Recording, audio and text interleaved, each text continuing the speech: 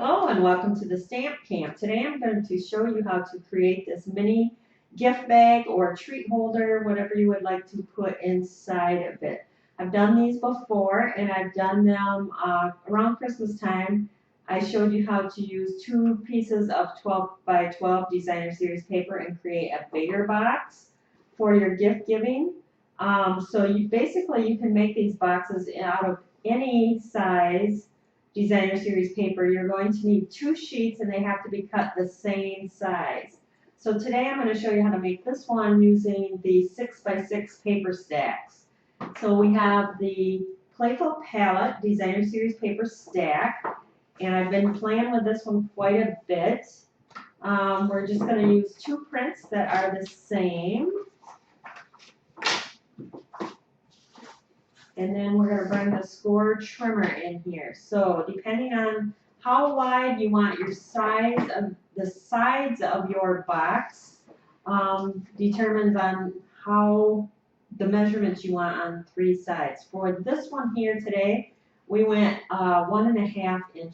So we're going to score 3 sides at 1.5 inches. So there's 1, 2, 3, and on that 4th side, what we're going to do is score that at 3/4 of an inch. And we're going to do the same scoring on the other piece as well. This is 6 by 6, and we're going to score 3 sides at 1.5.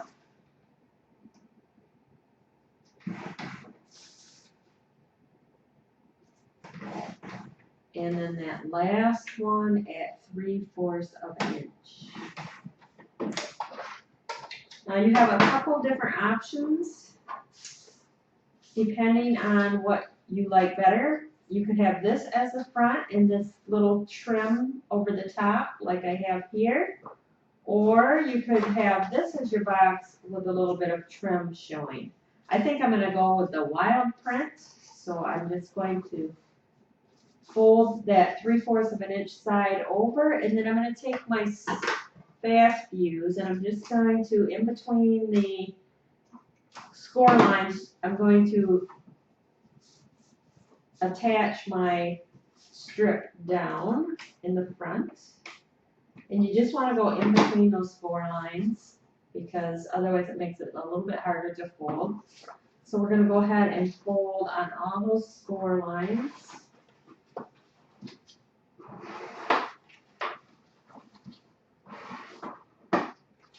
On both papers.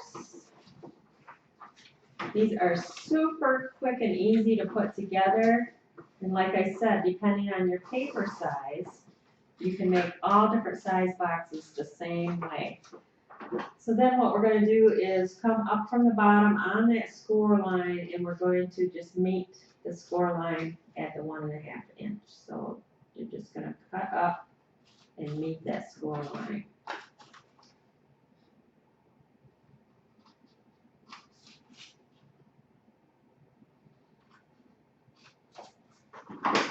Now you have a couple options here. You can keep the side tabs and just give the bottom a little bit more reinforcement to your box. Or if you like, you can cut a piece of this is the cardstock cardboard that comes in with your 12 by 12 pieces of cardstock. I just cut this 1 3/8 by 2 3/4. You want it just a little bit smaller than your designer series paper that you're using. So keep it away from all your folds and it'll be easier to fold together. So you're going to put some adhesive on there and then you're going to match up your box. Now I'm going to cut those little tabs off because I did add my reinforcement already for the bottom, so I really don't need those extra little side tabs. So if you want, you can take these little tabs and put them on a card front or however you want to use those little tabs up. But I'm going to put some fast fuse here. And And this is going to be just directly on top, like so. Then what you're going to do is your little tabs, you're going to fold them in like that, and then your front is going to come just like that. So let's go ahead and put adhesive on our tabs.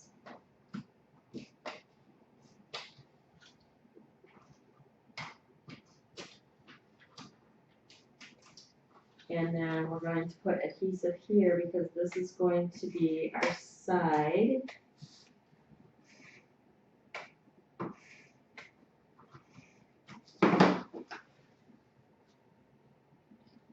So if we put those in, just to show you how simple this goes together, just want to match this up.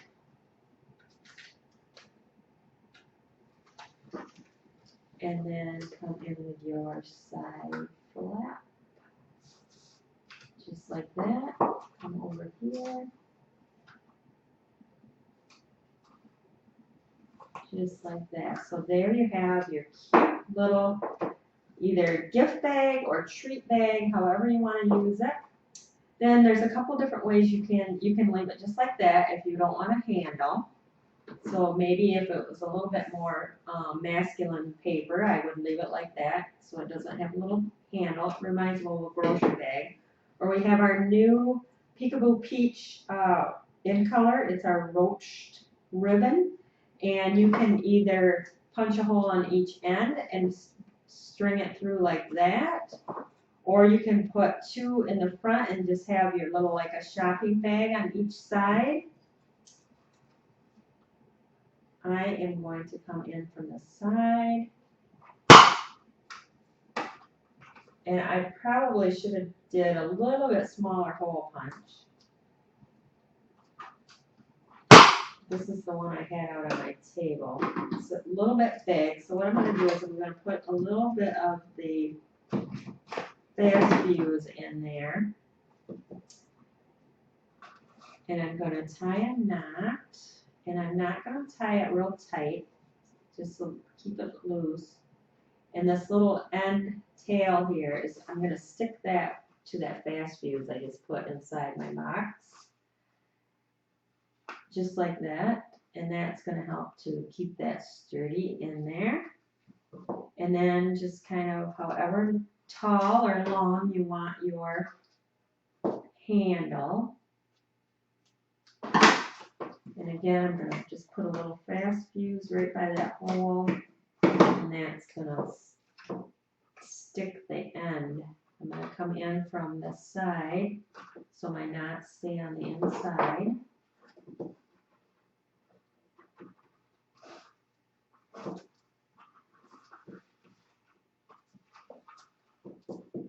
And just tie that end of the knot. Keep it kind of loose. Make sure your handle is straight. And then just stick it to that fast fuse inside there. And there you go. What a cute box. Now you could take this, like I said, and make a little 3x3 card to fit inside your box and then use this as your decoration. I'll show you one that I did with the print here.